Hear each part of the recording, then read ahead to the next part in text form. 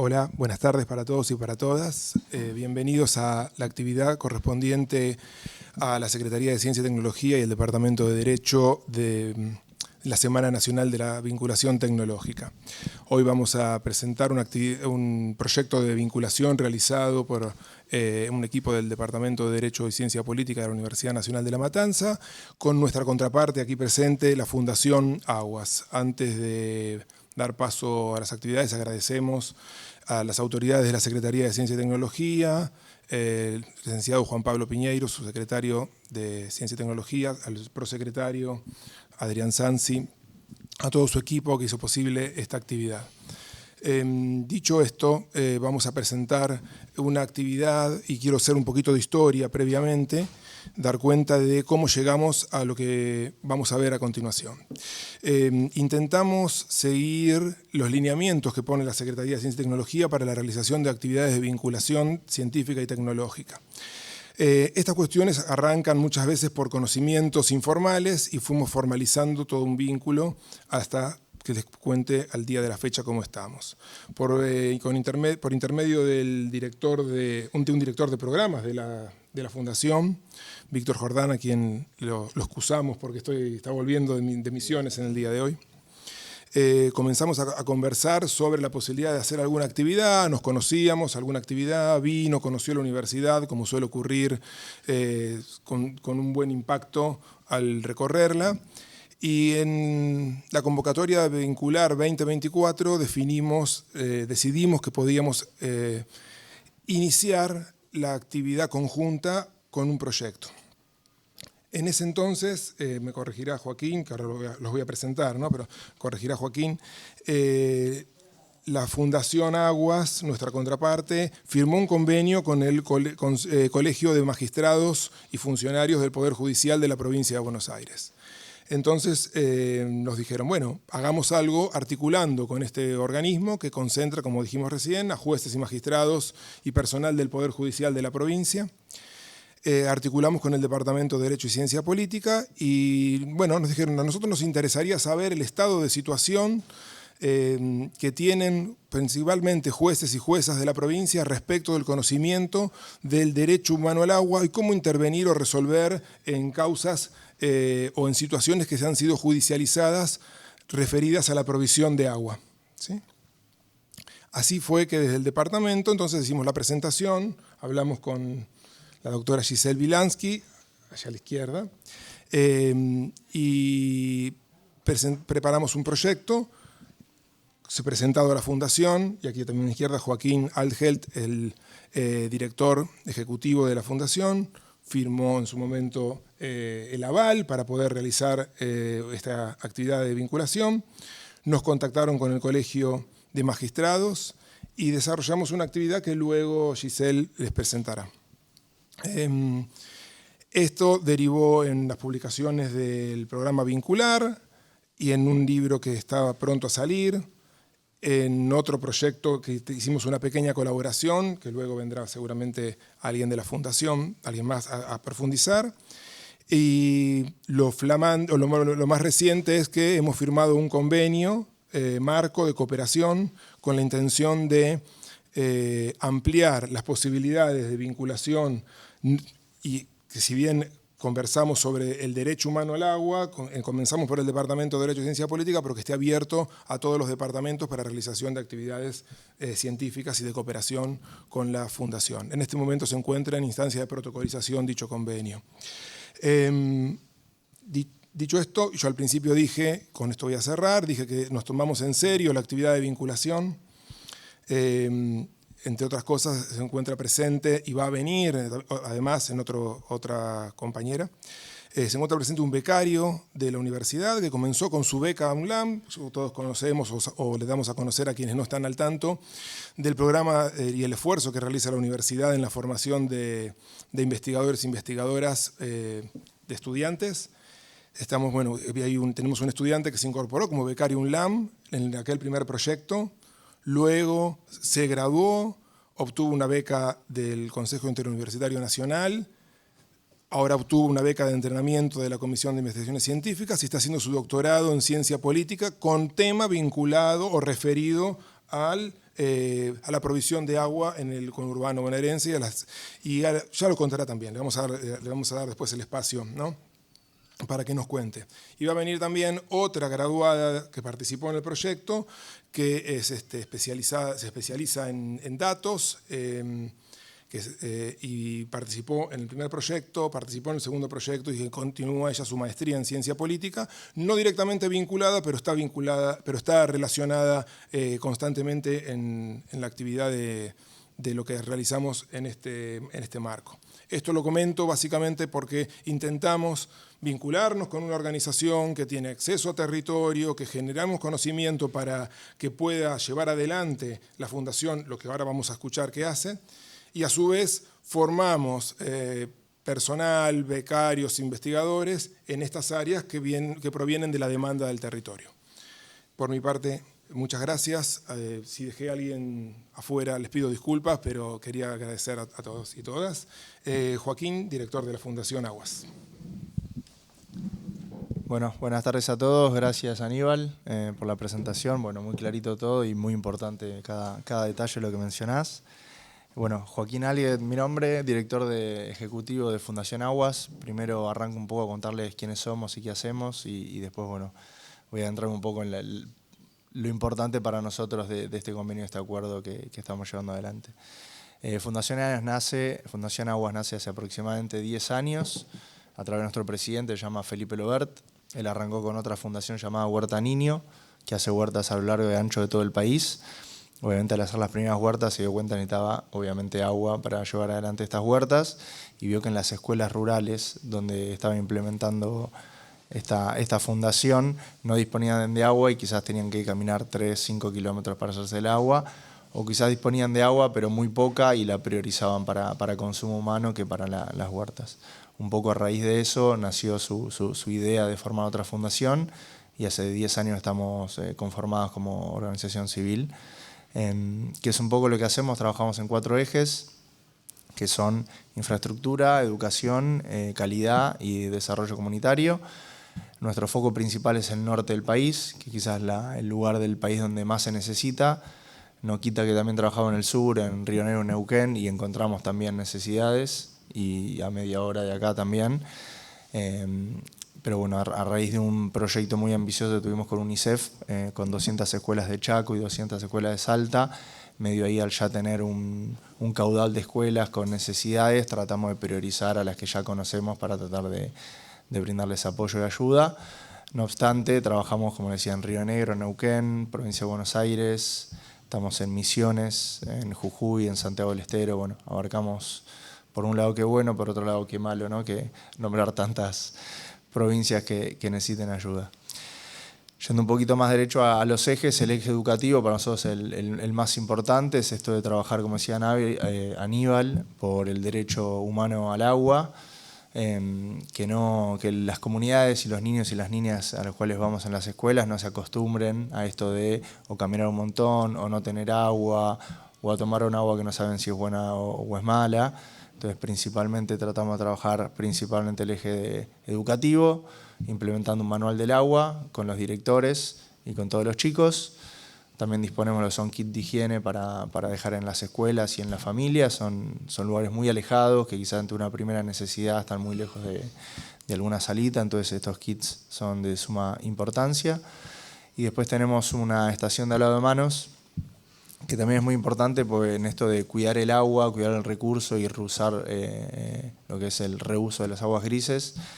Nosotros tenemos unos videos y unas imágenes de las primeras intervenciones de las escuelas rurales, donde veíamos a los chicos que hacían una fila larga y en una palangana ponían 2-3 litros de agua y hacían la fila para lavarse las manos, ¿no?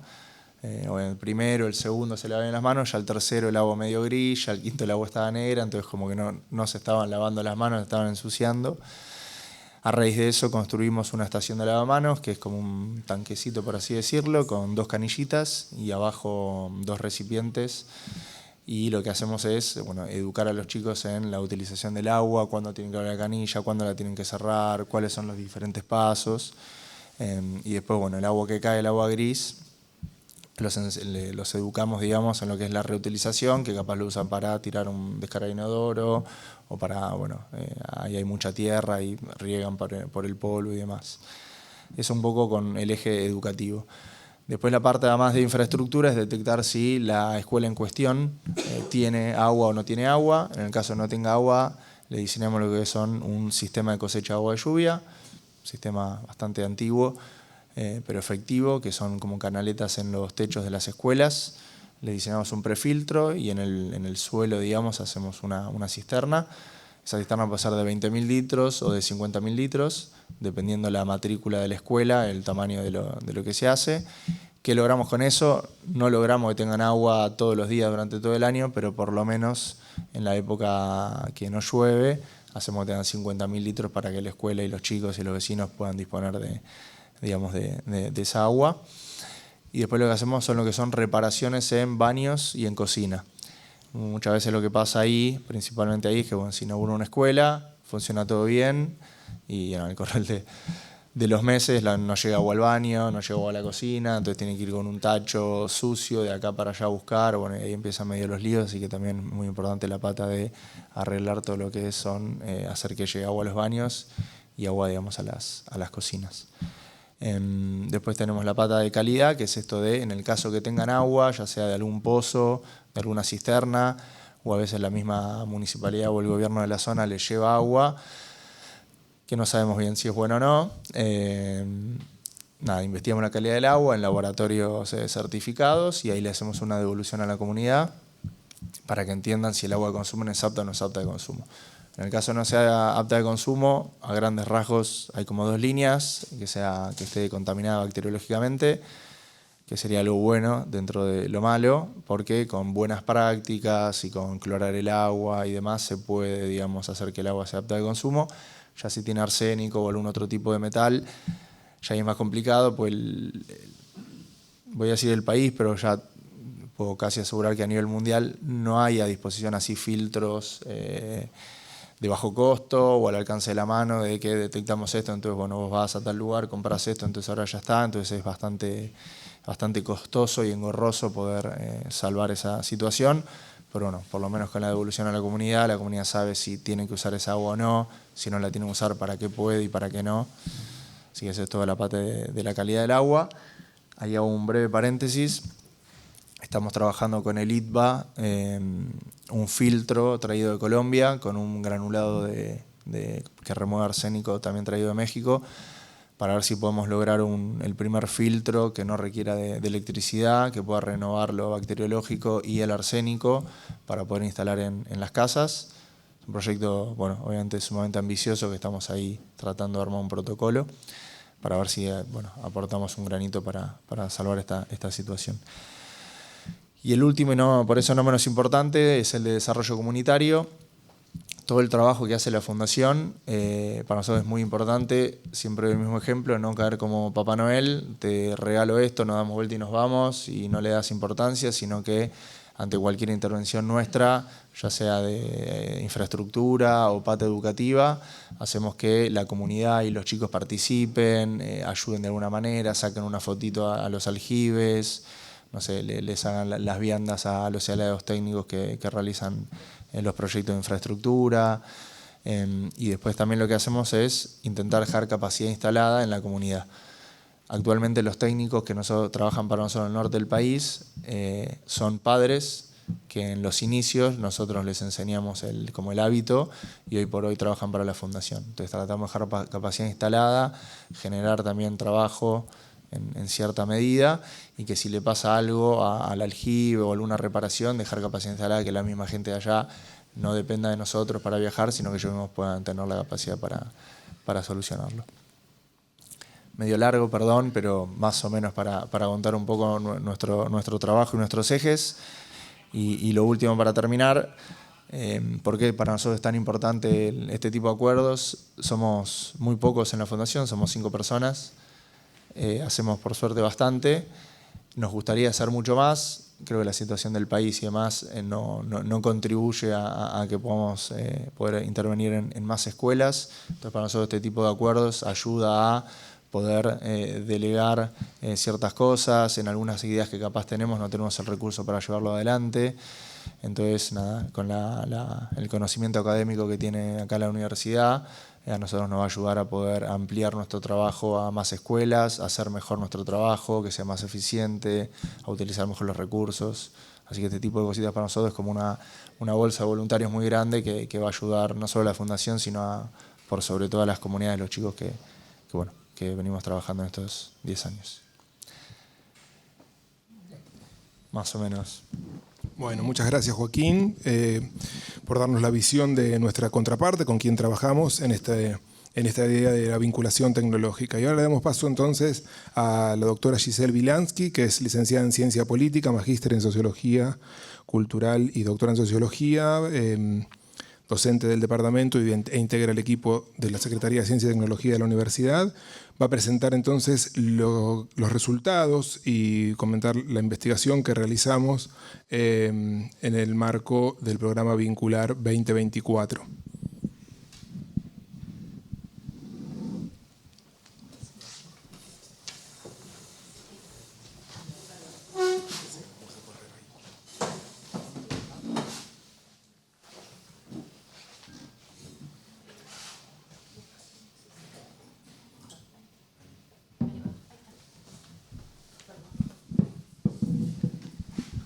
Perdón, buenas. Bueno, voy a ser breve porque no los quiero aburrir, pero la idea es un poco contar en qué consistió este primer proyecto que hicimos con la Fundación Aguas sobre conflictos y judicialización del derecho al agua en la provincia de Buenos Aires. Un poco para nosotros fue, o particularmente para mí, digamos, acá están todos los integrantes del proyecto.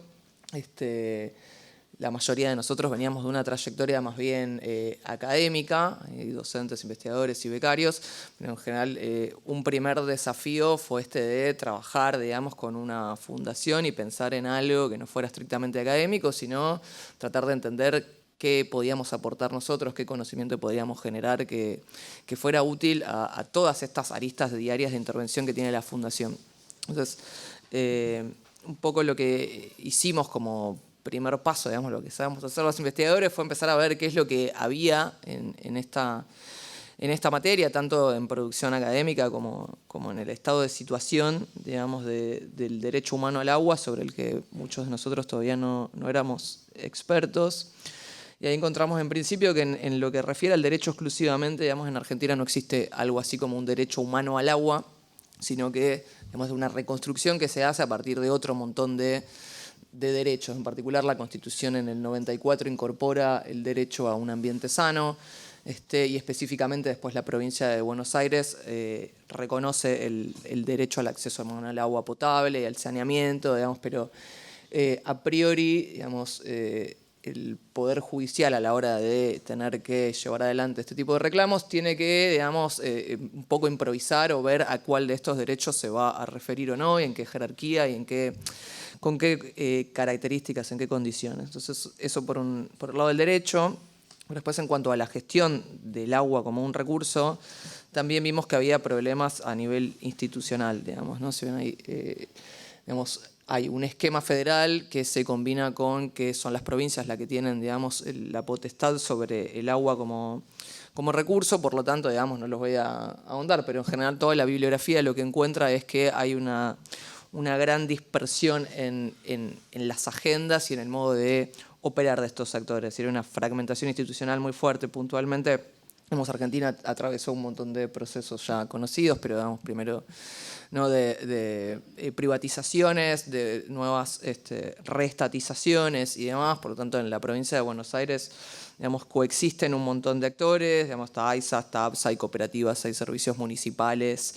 Entonces, esto, digamos, como genera mucha heterogeneidad en el modo en el que el agua es distribuida en los distintos municipios de la provincia de Buenos Aires, y a la vez hay como mucha superposición entre las competencias de estos actores. Por lo tanto, un poco lo que vemos es que eso impacta claramente en la gobernabilidad del agua, por un lado, y que obviamente eso genera y a la vez incrementa los conflictos en torno al acceso al agua potable, puntualmente, ¿no? Tanto un poco así es como llegamos a pensar en los jueces también como un actor que era relevante para para comprender esta cuestión, ¿no? Es decir, no alcanzaba a pensar la problemática solo desde el Estado como el proveedor de este servicio o como las empresas incumpliendo la norma, sino que había que abordarlo desde una cuestión más amplia en términos de gobernanza, ¿no? Por lo tanto, hay unos cuantos idas y vueltas y reuniones presenciales y virtuales, digamos, ahí con la Fundación, empezamos a generar algún consenso sobre cuáles iban a ser los objetivos a indagar. Puntualmente, lo que nosotros pensamos fue en, bueno, ahí ya me pasé, pero, es decir, bueno, en principio identificar cuáles son estos actores y cuáles son los principales reclamos en torno al derecho al agua potable en la provincia y cuántos de estos reclamos llegan a judicializarse, por un lado, ¿no? Es decir, alcanzan el estado de, digamos, de la demanda y de toma de posición del Estado por parte de esa demanda, ¿no? Por lo tanto, era conocer un poco el posicionamiento de los jueces a la hora de actuar sobre estos conflictos y a la vez comprender cuánto realmente los jueces conocen sobre el derecho al agua, ¿no? Porque hay una cuestión de decir, bueno, son estos los actores que tienen que decidir en estos conflictos, tienen que dirimir en todos estos conflictos institucionales, en esta superposición de poderes, en el marco de un derecho que a la vez es poco específico y poco concreto, con lo cual es decir, bueno, ¿qué saben, qué herramientas tienen, qué utilizan, ¿no? Digamos, cuánto conocen y cuánto podrían conocer, que era un poco el planteo que nos llevaba de la Fundación en el marco de capacitaciones y demás, es decir, bueno, cuánto realmente podemos también transferir de responsabilidad a este actor, ¿no? En la resolución de estos conflictos. Ahí, bueno, esto, ¿no? Identificar los reclamos, el posicionamiento de los jueces y fundamentalmente cuánto conocen sobre el derecho al agua. Bueno, no me quiero extender mucho, pero la idea fue hacer una metodología mixta. Hicimos por un lado algo más cuanti sobre los propios fallos, es decir, en base a un compendio que ya existe sobre fallos en materia de derecho al agua. Lo que hicimos fue sistematizar a partir de algunas variables los que nos resultaban relevantes para la provincia de Buenos Aires y a partir de ahí analizar ciertas variables, digamos, quiénes fueron los actores que demandaron, los qué demandaban, cuáles fueron las resoluciones, cuáles eran los fallos y las, digamos, herramientas legales que se citaban en esos fallos, ¿no? Algo más cuantitativo sobre el estado de situación, pero a la vez quisimos ir un poco más y ir a avanzar en esto, bueno, ¿qué pasa del otro lado? ¿Qué pasa con los jueces? Entonces hicimos todo un diseño de entrevistas para funcionarios del Poder Judicial de la provincia, para lo que fue clave, digamos, el convenio que la Fundación Aguas tenía con el Consejo de Magistrados de la provincia de Buenos Aires, que, digamos, una particularidad que tenía para nosotros, un desafío como investigadores, es que este es un público muy difícil de acceder. Primero, de identificar quiénes son los jueces y segundo, de ir a entrevistarlos y que nos cuenten información que a priori podría ser sensible. Por lo tanto, este convenio nos permitió diseñar una encuesta online que se envió, digamos, a todos los funcionarios del Poder Judicial y recibimos 152 respuestas, lo cual era una tasa bastante alta, digamos. Así que a partir de ahí empezamos a hacer algunos análisis de resultados. Yo voy a contar los que nos resultaron más significativos, digamos, un poco por la sorpresa que nos generaron y por la información que podía servir para la Fundación. En principio lo que encontramos fue una gran concentración de las causas, digamos, ¿no? O sea, el 88% de las personas que nosotros entrevistamos dijo que no había tenido a su cargo ninguna causa vinculada al agua, ¿no? O sea, quedaba un 8% que sí, que tenía una causa, pero había un porcentaje muy chiquitito que en realidad había tenido más de una. En general han llegado a tener 4, 5 o 7 causas. Con lo cual lo que aparecía claramente era una altísima concentración, ¿no? De quiénes eran los que estaban tomando decisiones respecto de esta materia, ¿no? Así que, digamos, uno podría decir que el público, no solo los decisores, sino que el público objetivo de este derecho era menor al que quizás nosotros podíamos anticipar al comenzar el trabajo.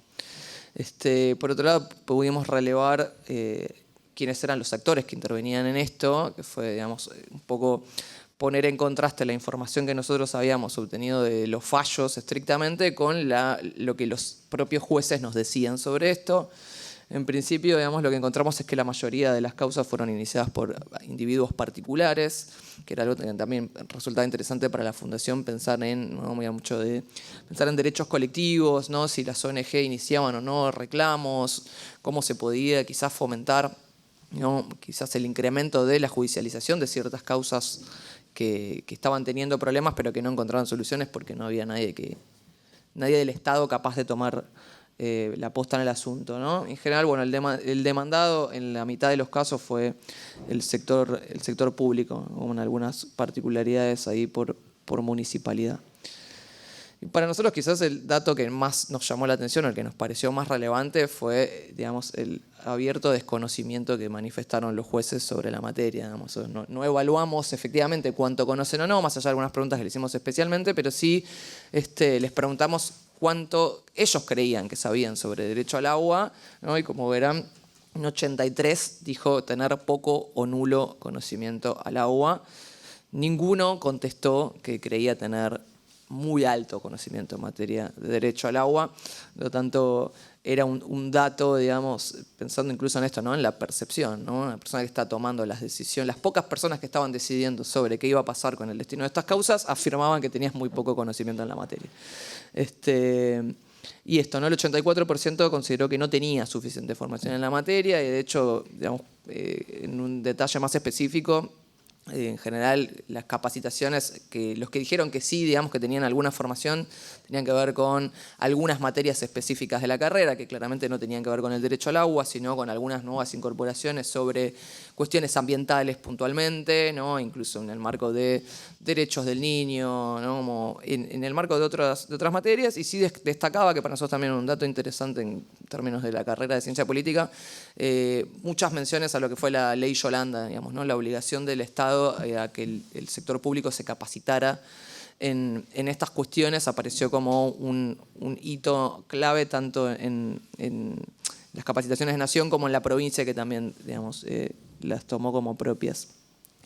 Y después, bueno, un poco las problemáticas que identificamos, o sea, las principales causas de las demandas.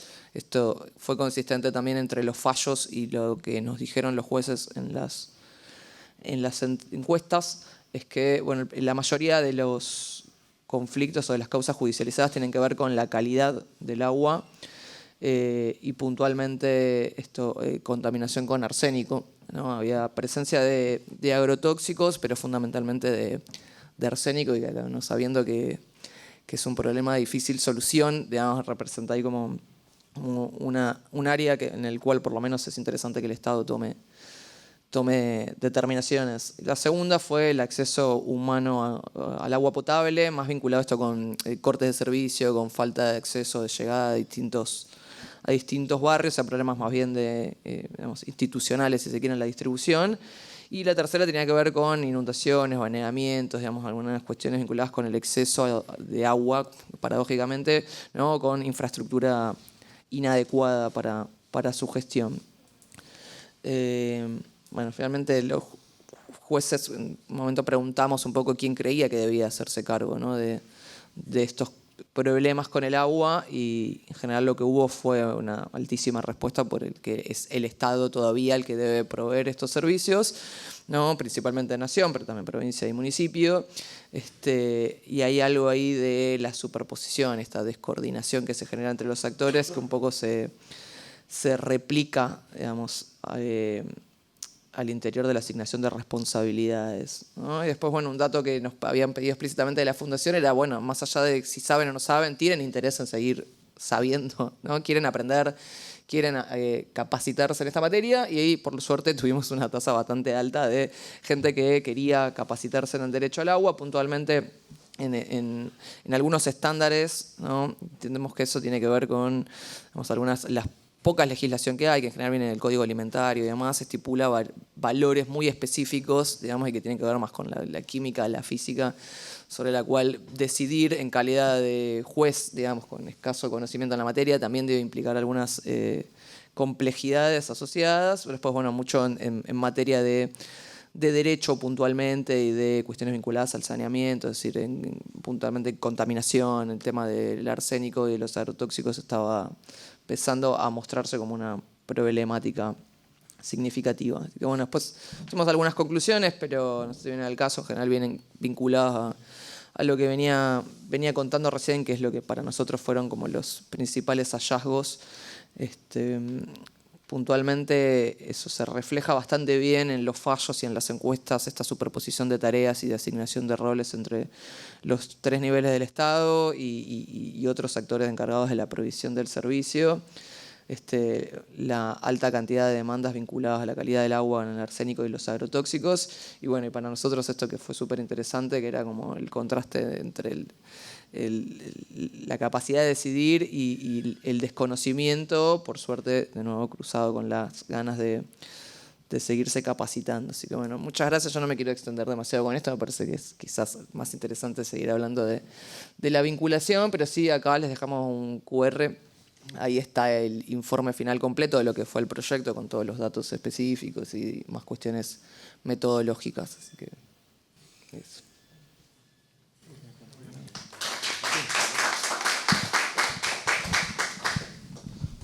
Muchas gracias.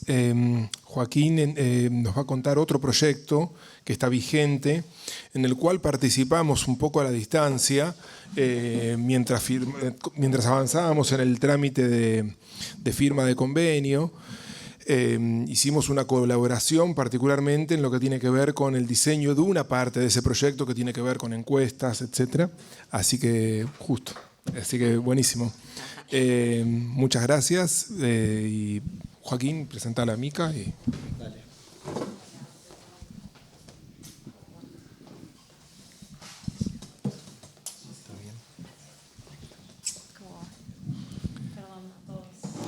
Bueno, justo llegó la persona más importante para charlar de este proyecto, pero hago un poquito el entro. Bueno, bienvenida Mica. Mica nos da una mano y trabaja con la Fundación en un proyecto nuevo y sumamente ambicioso e importante para nosotros. Es un proyecto de higiene menstrual. Un poco les comentaba hace un ratito el trabajo que veníamos haciendo. Mucho de lo que hacemos nosotros o de lo que hacemos hoy por hoy, es a raíz de prueba y error, de charlar mucho con la comunidad, de entender las necesidades. ¿Por qué? Porque nosotros podemos viajar y tener una idea de que creemos que lo mejor para ustedes es esto. Obviamente nos chocamos en la realidad y no siempre concuerda. Entonces, en este ida y vuelta de charlar con la comunidad, van surgiendo mejoras, proyectos nuevos y demás. Dentro de este charla y de vuelta nos dábamos cuenta que había ciertas cosas relacionadas con los baños y con lo que es la higiene menstrual, obviamente en las mujeres, en un montón de romper con algunos mitos. Y eran cosas que nos iban contando un poco las directoras. Che, ustedes pueden hacer esto, saben de este tema y demás. Bueno, y en un ida y vuelta, el año pasado nos inscribimos en un premio internacional con la Embajada de Canadá, de Nueva Zelanda y de Australia. Por suerte ganamos. Entonces, para nosotros arrancar un proyecto nuevo para la Fundación era sumamente importante y ambicioso. Y como todo proyecto nuevo, no sabemos si va a salir bien, no va a salir bien, qué es lo que necesitamos y demás. Dentro de esa órbita, bueno, charlamos con ustedes para poder ver desde qué manera nos podían ayudar, ya que, de nuevo, somos poquitos y siempre mientras más cabezas pensemos es mejor. Nosotros capaz no tenemos el conocimiento entero y ustedes quizás un poquito más, entonces la idea era que desde varios lados podamos aportar para lograr que este primer proyecto sea lo mejor posible, para después poder replicarlo en otras escuelas y en otras provincias. En ese marco, bueno, apareció Mica, que lideró el proyecto de principio a fin. Bueno, la idea es que nos cuente un poquito cómo fue ese proyecto durante este tiempo. ¿Me escuchan, sí? La voz en el micrófono me cuesta. Hola a todos, perdón la demora. Bueno, contarles un poco de cómo viene el proyecto y en qué consiste. Tiene para mí 3 ejes principales, obviamente trabajando fuerte con la comunidad educativa, con la cooperadora de las escuelas y con la comunidad en sí en general, intentando dejar capacidad instalada en distintos aspectos, desde el saber técnico, desde infraestructura y sobre todo también desde empezar a hablar de temas que quizás antes no se hablaban en lugares como la escuela, ¿no? Sabiendo que la escuela es un espacio más allá de enseñanza y demás, de encuentro, de alimentación, como sabemos que suple quizá un montón de otros derechos. Entonces, como la escuela, y también, bueno, no solo con este proyecto, sino con todos los proyectos de la Fundación, las escuelas tienen un rol protagonista y toda la comunidad educativa. También trabajamos muy cerca de la Regional de Educación, que reúne varias escuelas de la zona. Y, bueno, no sé cuánto contaste del proyecto en sí. Ah, bien. Se lleva a cabo en 5 escuelas de las localidades rurales, las 5 escuelas de Las Breñas y de Charata, localidades de Chaco, que están más o menos a 3 horas de resistencia, como para situarnos en el mapa. Y estas escuelas, bueno, son 3 escuelas primarias y 2 anexos de escuelas secundarias. En total, o los 3 ejes, si se quiere, que fueron parte de este proyecto, en primera instancia, todo lo que fue la mejora de infraestructura. En 2 escuelas se hicieron mejoras en los baños que ya había, o sea, se trabajó, bueno, qué ya tienen y cómo mejorar esos baños para la salud en general y haciendo específicamente en la salud y en la higiene menstrual. Y en una de las escuelas que todavía tenían sistema de letrina, que vale aclarar que las familias, o sea, en sus casas muchas todavía tienen letrinas, se construyeron 2 baños desde cero. En una de las escuelas. Entonces también todo lo que implicaba para la comunidad tener baños, esto lo trabajamos mucho con Aníbal, con Gise, hicimos en marzo un primer viaje específico para este proyecto, donde hicimos en las escuelas tanto con las niñas, con las docentes y directoras y con las madres sobre todo, o con algún miembro de la familia, entrevistas de línea de base, como para entender ¿qué necesita? No sé, lo que decía acá un poco él, que, bueno, ¿qué necesita? ¿No? Un poco es lo que leemos, o lo que sabemos, o lo que leímos en algún paper, o lo que en un estudio de UNICEF, o lo que sea, y otra cosa es ir a escuchar de primera mano qué le pasa a la comunidad, a esa persona específica, a esa familia, a esa escuela. Qué necesidades había, qué tabúes existían, qué mitos, qué preguntas. Entonces, entender a partir de esas encuestas de línea de base, que fueron en marzo y que las armamos con los chicos desde diciembre, las venimos trabajando y las pudimos ir a hacer. Y en mayo lo que hicimos fue ir a dar talleres para las niñas y para las docentes se sumaron también y para las madres. Sabemos que es un tema que se debería trabajar con todas las personas, no solo con público femenino o con mujeres específicamente, o con personas con útero, como lo queramos llamar, pero como un primer paso, quizá nos parecía como lo más cuidado, si se quiere. Entonces, primer eje, infraestructura; segundo eje, todo el tema de capacitaciones. Se capacitaron más de 100 personas, 70 de las cuales fueron niñas, más un poco más de 40 o 50 mujeres que vinieron a participar de los talleres también, y las docentes y directoras que fueron parte. Y fue un espacio sumamente expansivo, nutritivo, muy dinámico, porque también lo tratamos de llevar desde lo lúdico. Lo hicimos en conjunto con una licenciada en obstetricia local, que eso fue muy importante porque ella tiene desde la jerga, o sea, la cultura local, el chiste, todo lo que implica, ¿no?, dar un taller de estas características. Para que nos demos una idea, como lo traigo como a modo de ejemplo, ella, la licenciada en obstetricia, ella es de Buenos Aires y hace más o menos 10 años vive en Las Breñas y trabaja en distintos hospitales, dispensarios de salud y demás. De ahí, al principio escuchaba que las mujeres decían, estoy enferma. ¿Cómo estás enferma? Estoy enferma. Y después se dio cuenta que estar enferma significaba estoy menstruando, ¿no? Entonces ya desde ahí, todo lo que hay que construir desde el lenguaje, que sabemos que el lenguaje como constructor de realidad se les armaba.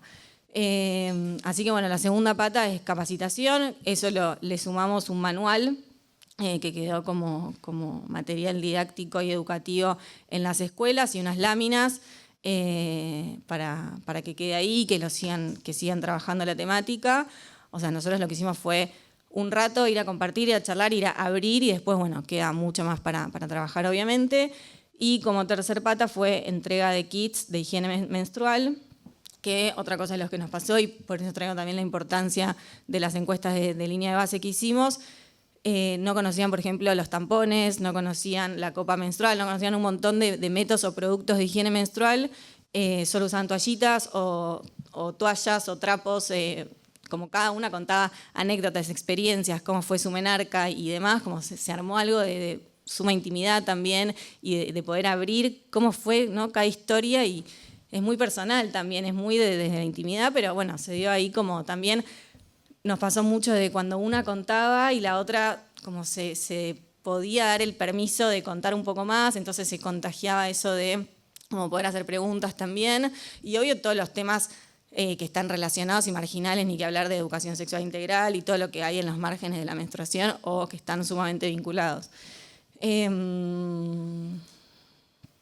Entonces, bueno, entregamos los kits que eso, no conocían, y nosotros en los kits íbamos a poner, por ejemplo, tampones, y después tomamos la decisión de no, porque no era algo que se use, porque es caro el acceso, porque quizá para los adolescentes puede ser incómodo, irrita, bueno, todo lo que puede traer. Entonces, y les hablamos, por ejemplo, de las bombachas menstruales que no conocían, fue algo innovador, y terminamos llevando bombachas menstruales que a nivel ambiental, a nivel económico, son mucho más positivas, ¿no? Como para dar algunos ejemplos. Bueno, alto monólogo. No sé si más o menos era por ahí la idea de contar. Y bueno, ¿en qué estamos ahora? Estamos como armando el informe final. Hicimos encuestas de satisfacción de los que fue los talleres en sí, el día que fuimos a hacer con los talleres, con los 3 públicos, que ahora nos toca como nada, evaluar un poco los resultados de esas encuestas, qué números y qué información nos dio para un poco la replicabilidad y escalar el proyecto, ¿no? Me parece que va por ahí. Y bueno, ver en qué mejoró la calidad de vida de las personas a partir de todo lo que hicimos, ¿no? Como desde ese lado. No sé, no tengo más por decir. Bueno, muchas gracias. Como dijo Micaela, nosotros hemos contribuido en la instancia del diseño de estas encuestas con el equipo que se conformó a partir del primer vincular, ¿no? En ello participaron Giselle Vilansky, Ariana Belloni, ¿sí? Contribuimos en ese diseño, diferenciado por sectores, siendo estudiantes, menores, o si se trataba de docentes, etc. Eso fue el aporte, y bueno, participaremos en la elaboración del procesamiento y los resultados. Eso ha sido nuestro aporte, por supuesto, no en el territorio. Y para cerrar, Facundo Díaz, licenciado en Ciencia Política de la Casa, está haciendo un doctorado en Ciencia Política, pero su tema es resultado de lo que estuvimos investigando y trabajando y que presentó Giselle Vilansky hace minutos. Entonces, bueno, si nos podés contar muy brevemente, así después abrimos.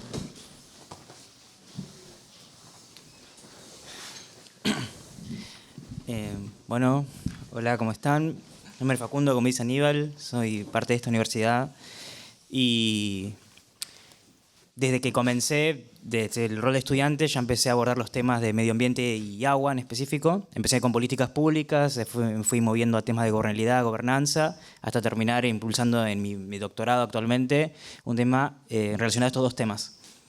Mi aproximación desde lo personal fue como docente a nivel secundario, tanto de niños como de adultos, en el zona oeste de Buenos Aires, Moreno, bueno, Merlo, Libertad, y observando muchas realidades diferentes, ¿no? Y observando esto de cómo muchos actores, muchos sujetos, como que tienen ese desconocimiento que me encontré con el trabajo de Giselle, tanto a nivel ciudadano como a nivel burocracia, institución, sobre los temas relacionados al agua potable, las problemáticas, las dificultades y los diferentes tipos de conflictos que pueden generar ese desconocimiento. Mi primer trabajo fue primero revisando la jurisprudencia sobre el agua. Ahí me encontré con los fallos, me encontré cómo nuestras instituciones pueden captar estas problemáticas, qué respuesta daba y cómo se iba desenvolviendo el campo. Después continué con mis becas SIN de entrenamiento y diferentes tipos de aproximaciones que la universidad me permitió profundizar ese conocimiento, y fui abordando otros temas más, como el tema de las perforaciones informales, el tema de los arsénicos en niveles subterráneos, como la contaminación de las napas de agua subterráneas por ríos contaminados, diferentes tipos de relaciones entre las comunidades y las viviendas improvisadas. Fui cada vez profundizando más este conocimiento hasta llegar al punto de abarcar toda la provincia de Buenos Aires y cómo esta problemática se replica por sistemas muy similares en distintos municipios, distintos distritos, y fui tratando de, en mi especialización, observar eso, cómo se podría observar estos problemas de gobernanza, gobernabilidad, y cómo se podría abordar de una forma de que no agregar más recursos, no pidiendo en demasia una aproximación a nivel estatal, sino con lo que hay, cómo poder corregir, reconducir, reconstruir. Y ahí empecé a trabajar temas de zonas grises, cómo poder movilizar a la población civil, cómo poder concientizarla sin demasiado inferencia estatal, sin demasiada dependencia, cómo coordinar distintos actores, porque recordemos que el agua es una combinación entre actores públicos y privados y la misma ciudadanía que informalmente accede al agua por una necesidad básica. Entonces, lo que estoy continuando estudiando ahora, tanto en esta universidad como en mi doctorado que lo realizo en la Universidad Austral también con una beca de investigación, justamente es esto, cómo poder encontrar esas zonas grises, comunicar esas zonas grises, acercarse a la ciudadanía, tomar lo que ya existe en las instituciones, articularlo, juntar actores y lograr un mejor conocimiento, una mejor comunicación y un mejor acceso y abordaje hacia esta temática que es fundamental, como el agua potable, el acceso al agua potable y la contaminación, en especial la contaminación arsénica en Buenos Aires, de esa misma agua potable. Así que eso brevemente para no extenderme más. Muchas gracias. Bueno, muchas gracias, Facundo. Por mi parte, simplemente, y a modo de cierre de mi parte, y luego, si quieren, conversamos, destacar la importancia que ha sido para la investigación que hacemos habitualmente en nuestras unidades académicas, el poder abrirnos y tomar contacto con lo que organizaciones de la sociedad civil realizan en territorio. La intención de invitar a becarios, de invitar, de mostrar los resultados del proyecto y todo lo que hemos comentado anteriormente tenía que ver con esto, en este diálogo, digamos, con una organización de la sociedad civil que realiza actividades en territorio, responder a demandas o a necesidades de información o de provisión de conocimiento científico que pudimos brindar, en este caso particular, desde las carreras del Departamento de Derecho y Ciencia Política.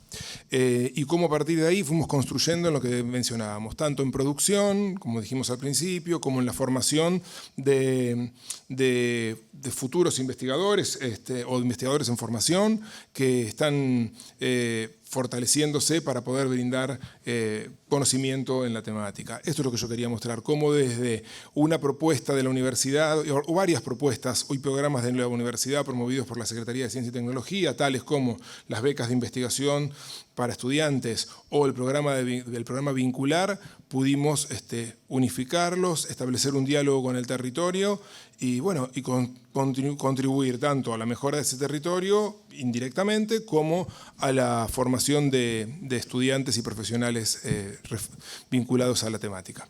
Esto por mi parte, agradecerle a todos y a todas y dejarle un cierre a cada uno si quisieran.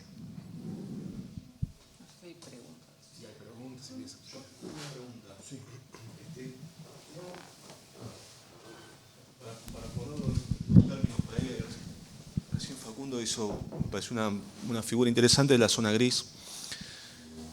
El primer vínculo, no con nosotros, no con la universidad, el primer vínculo de fundación con las comunidades de las breñas, por poner un ejemplo, ¿no?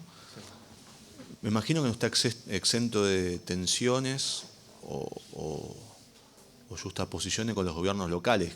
Digamos, mi primera inferencia es anda por ahí.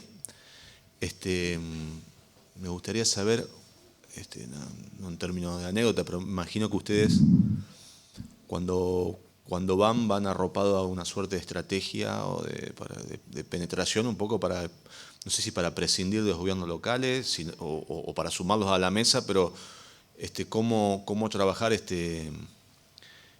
me estoy imaginando una situación de desconfianza profunda de los lugareños, digamos, los del gobierno, digamos, con esta fundación, que yo que sé, que para ellos también, me imagino todas las representaciones que puede estar dando vueltas y digamos, esa es una pregunta y asociada, digamos, anidada a esa pregunta,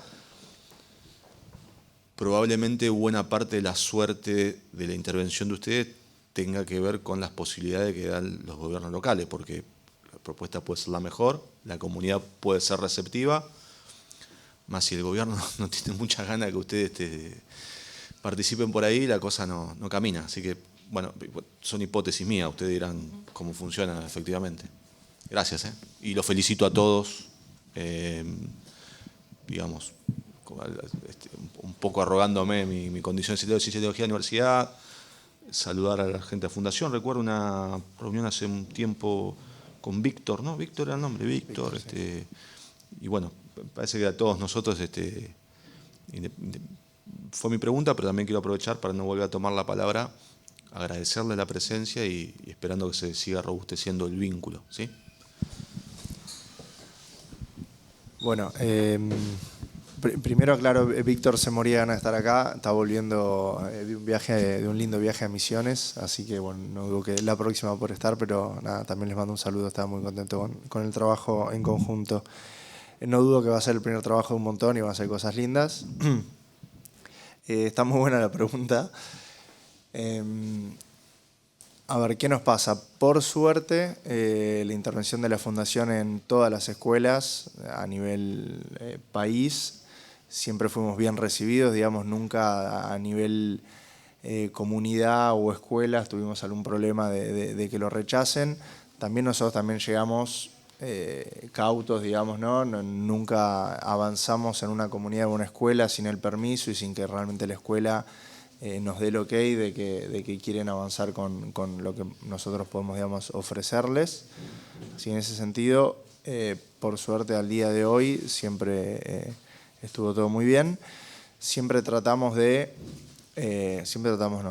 la hora de intervenir en una escuela hablamos con la regional o con el Ministerio de Educación, pedimos permiso, nos presentamos, tenemos un convenio con el Ministerio de Educación de Salta y estamos por cerrarlo con Chaco, entonces siempre pedimos permiso, no es que caemos nosotros, nos parece lo correcto y lo que hay que hacer, y también por suerte nunca hubo como un revés o algo no, acá sí, siempre nos dijeron que sí. Y en cuanto a materia de ayuda, ayudan un poco, creo humildemente que podrían ayudar un poquito más, es más un tema de traslado de acá para allá, etcétera, que obviamente todo suma y ayuda a la fundación, pero es más capaz desde ese lado.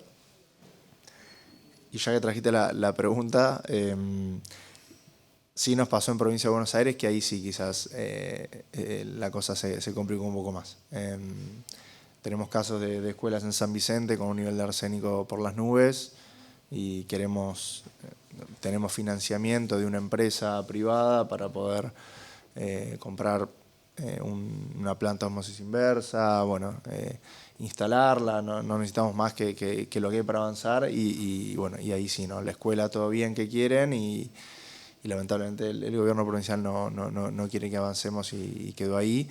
Y no solo en San Vicente, sino en Zárate y en otros lugares queremos tratar de ir y ahí sí quizás nos encontramos con un freno, digamos. Pero después, a nivel más provincia o en el norte del país o también en el sur, nada, por suerte siempre de algún lado te apoyan y está lo que hay de que podamos intervenir en las escuelas para hacer nuestro trabajo. No sé si más o menos contesté a... Sí, claro. Bueno, yo desde las investigaciones que usé abordé más que nada gobiernos locales y me encontré algo que no es menor en el caso de estas problemáticas que pueden surgir, es que hay mucha infraestructura con respecto al agua, que le faltan las conexiones finales, le faltan los pasos finales, porque hay actores multinivel que no se terminan de conectar institucionalmente, que faltan esas conexiones que decía que hay que intentar generar y que lamentablemente provocan que esta informalidad en el acceso al agua potable se produzca en la ciudadanía. Entonces, no es un tema solamente de que no quieren, sino que no se sientan a hablar ni siquiera y no hay mecanismos institucionales a grandes rasgos que fomenten ese diálogo. Como también en la investigación que hicimos sobre jurisprudencia del agua, se observa muchamente esto, falta de jurisprudencia que habilite estos canales de forma formal y capte estas problemáticas y les dé una respuesta más desde el lado institucional, que termina surgiendo por movimientos civiles y movimientos informales, lamentablemente, pero por suerte existen para dar una solución a una urgencia como es el agua.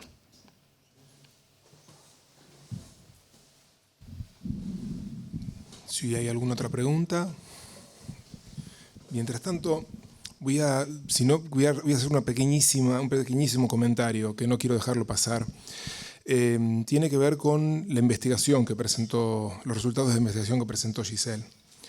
Que mencionó el valor de la investigación, pero quiero volver a destacar una cuestión que tiene que ver con a los que nos interesa la cuestión de la metodología de la investigación en ciencias sociales en general. El valor que tiene este trabajo del cual quizás no somos conscientes hoy. Giselle mencionó que tuvimos 152 respuestas de funcionarios del Poder Judicial. Esto significa jueces, juezas, secretarios, técnicos. Y cuando tuvimos que hacer un trabajo importante de revisión de literatura, y nos encontramos con manuales que tenían que ver con entrevistar o encuestar a poblaciones de difícil acceso. ¿Qué significa poblaciones de difícil acceso? Pongo ejemplos de los capítulos o de los temas específicos. Por ejemplo, minorías lingüísticas. ¿Cómo accedo a minorías lingüísticas para poder entrevistar? Otro ejemplo, ¿cómo identifico? O sea, hay poblaciones de difícil acceso, poblaciones de difícil comunicación, poblaciones de difícil identificación, minorías sexuales, por ejemplo, donde nadie va por la calle con un cartelito. En el caso que trabajamos nosotros, que tiene que ver con funcionarios del Poder Judicial, son identificables, lo que son poblaciones de difícil acceso para la entrevista o peor aún, digamos, que no tienen ganas de responder. Estas poblaciones también, por ejemplo, hay trabajos sobre fuerzas de seguridad, ¿no? Que sería muy interesante. A ver, ¿a quién no le gustaría hacer, referido a cuestiones de seguridad, encuestas a comisarios, por ejemplo, ¿no? Encuestas a policías, etc. Bueno, no se pueden hacer o son muy difíciles de realizar.